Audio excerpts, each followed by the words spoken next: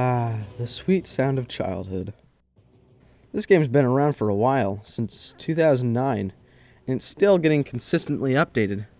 You might be wondering, what the hell is TC3 up and grading? If you're looking to spend hours dicking around with your friends, then this is probably where you want to go. This isn't a review of the Conquerors, though. It is a tutorial. We'll be playing on the retro map, since it's the most dynamic map for showcasing all aspects of the game. I'll be teaching you how to play this game, since a lot of new players seem to not realize you get money by making power plants next to the big fat green things! You make money by putting a troop next to the green crystals and the big glowy things. The power plants give you 10 CP, the currency in this game, and the nuclear plants give you 15 CP. Therefore, over time, nuclear plants will be better to invest in, but they also cost about, 2 times more than the amount of power plants, so, you know. You can rotate buildings by holding down R and moving the mouse, by the way. You can also sell them by clicking P when you have them selected. The same goes for units. With buildings, you can create them, obviously, by pressing U. They all do different things, and you should know when to use each one. You have the command center, your home base that has 2 turrets on top, dealing a heavy amount of damage. We have the fort, a building with 2 turrets as well, with less health and less damage. The headquarters is the command center on steroids. It has 4 turrets and a butt ton of health. This might be a good time to mention that you cannot build units from an ally's production building if you do not have a command center that is alive. By the way, this is my decided part to explain nukes. They're alright, I guess. They cost a lot to research and produce each time. They can be the game changer, but most of the time they're just not.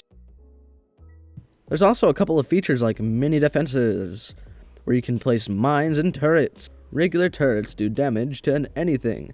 Anti-air turrets do a lot more damage to aerial units, but don't shoot ground units. Mines cannot be seen by the enemy, only by you and your allies, so use them to your advantage. Walls are also cool. They get built by the engineer and stuff. First is ground combat, tanks and soldiers. Right here I am building a barracks. It is going to be able to produce soldiers so I can have defense and attack group. I simply right-click on it to find the production selections. Remember, each soldier costs money, so make them when you have the money to do so. There are light soldiers, which you start out with, scouts, which are fast but do a little damage and have low health, heavy soldiers, which do more damage and have more health but are slower, medics, who heal your soldiers when they've taken damage, repairmen, who repair buildings that are damaged, construction soldiers, which build construction yards to make buildings anywhere. Anti-air soldiers, which do a lot of damage to aerial units, but none to ground units. Snipers, which have a long range for ground units with a lot of damage. Engineers, which are used to make walls and have to be research. Juggernauts, which have a lot of health and do a lot of damage, but take up 2 spaces for soldiers and are very slow. Next are the soldier units that aren't actually soldiers.